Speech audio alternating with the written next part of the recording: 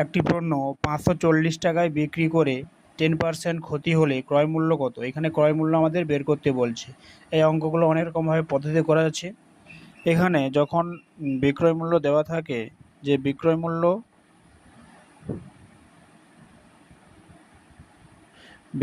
মূল্য 540 টাকা, আর কি দেওয়া আছে না ক্ষতির হার ইকুয়াল টু 10%। এখানে আমাকে ক্রয় মূল্য যেহেতু বের করতে হবে, ক্রয় মূল্য বের করে একটা সূত্র থাকে যে কি না ক্রয় মূল্য ইকুয়াল টু বিক্রয় মূল্য বাই 1 মাইনাস ক্ষতির হার ইকুয়াল টু 540, যেহেতু এখানে বিক্রয় মূল্য 540 লিখলাম, 1 মাইনাস ক্ষতির হার কত 10%, এটাই লিখে দিলাম, ইকুয়াল টু 540 1 মাইনাস 10% তুললে নিচে 100 হবে, equal to 540 100 minus 10 by 100 equal to 540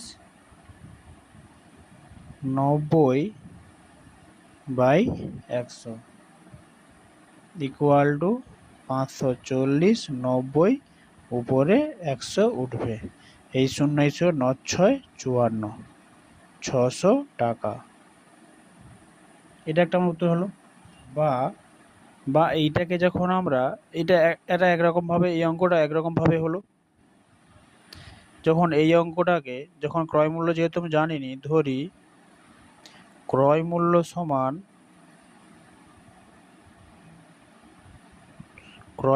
সমান x টাকা, ক্রয় মূল্য সমান x টাকা, তাহলে ক্ষতি কত হয়েছে? ক্ষতি ইকুয়াল টু, এখানে বিক্রয় মূল্য বলেছিল 540, ক্ষতি ইকুয়াল টু ক্রয় মূল্য মাইনাস বিক্রয় মূল্য এত টাকা। এবার আমার এখানে ক্ষতির হার যে বের করব, ক্ষতির হার ইকুয়াল টু ক্ষতি বাই ক্রয় মূল্য, এটা সূত্র একটা, ক্রয় মূল্য ইন্টু 100%। যখন আমরা এই সূত্রটা মনে রাখতে পারবো নি বা অন্যান্য সূত্র মনে থাকবে, তখন আমরা এক্স ধরে সাধারণ সূত্র দিয়ে অঙ্কটা করতে পারি। ইকুয়াল টু ক্ষতি এখানে কত না ক্ষতি এক্স মাইনাস 540, ক্রয় মূল্য যেহেতু এখানে বলে দেওয়া আছে 100 ইন্টু 100। এবার আমরা কি করব না শর্তানুসারে এইটা একটা পার্সেন্টেজ বেরোলো, আর আমাদের অঙ্কে বলে দেওয়া ছিল যে 10% ক্ষতি, তাহলে এই ক্ষতি আর ওই ক্ষতি সমান করব, ইকুয়াল টু শর্তানুসারে 540 by x into 100 equal to 10।